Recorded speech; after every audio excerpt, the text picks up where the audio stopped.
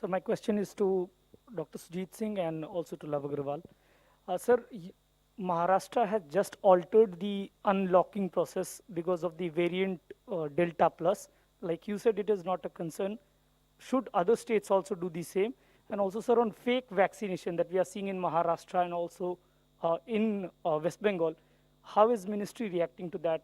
The complaints of fake vaccines coming up.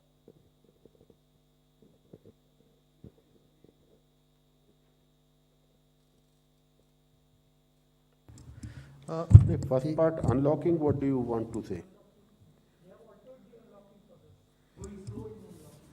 देखिए, जब Maharashtra it was maximum affected, आपने देखा पूरे वहाँ पे 31 जिले में positivity rate was more than 20 at one point of time.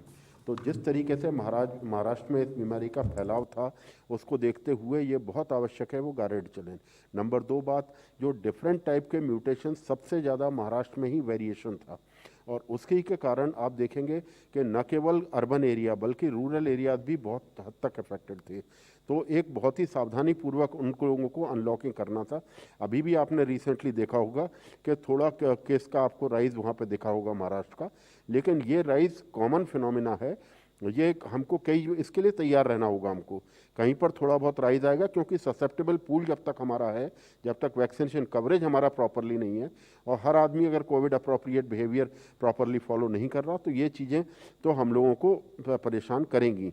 तो इसीलिए बार बार इस बात की आवश्यकता पर बल दिया गया है कि वेरिएंट का अपना एक रोल है, लेकिन उसके साथ ही मुख्य रोल है हमारा वैक्सीनेशन का, मुख्य रोल है हमारा कोविड अप्रोप्रिएट बिहेवियर का, और मुख्य रोल है हमारा इन सब चीज़ों की कंप्लायंस के लिए जो पब्लिक हेल्थ मेजर्स लिए जाते हैं उनको अप्रोप्रिएटली फॉलो करने का। मैं ऐड करना चाहूँगा, जैसे आपने महाराष्ट्र के विषय में कहा है, तो आप सबको अवगत होगा, कुछ ही दिनों पहले मिनिस्ट्री ऑफ होम ने हर स्टेट को एक एडवाइजरी इशू की थी।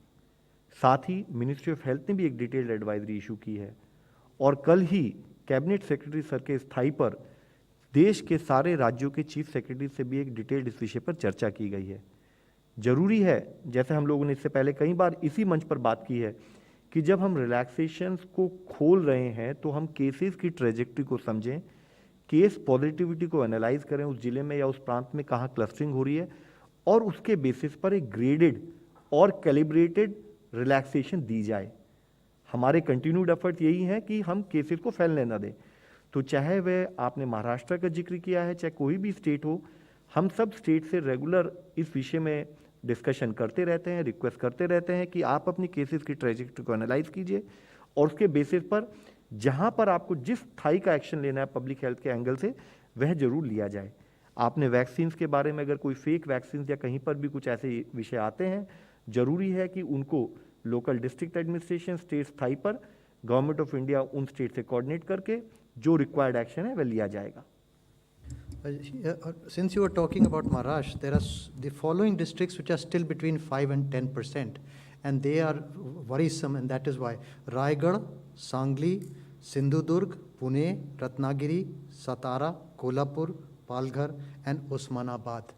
So these are the districts of Maharashtra which are 9% positive to about more than 5% positive. So that is why this is anything which is less than 5% can open up, but more than 5%.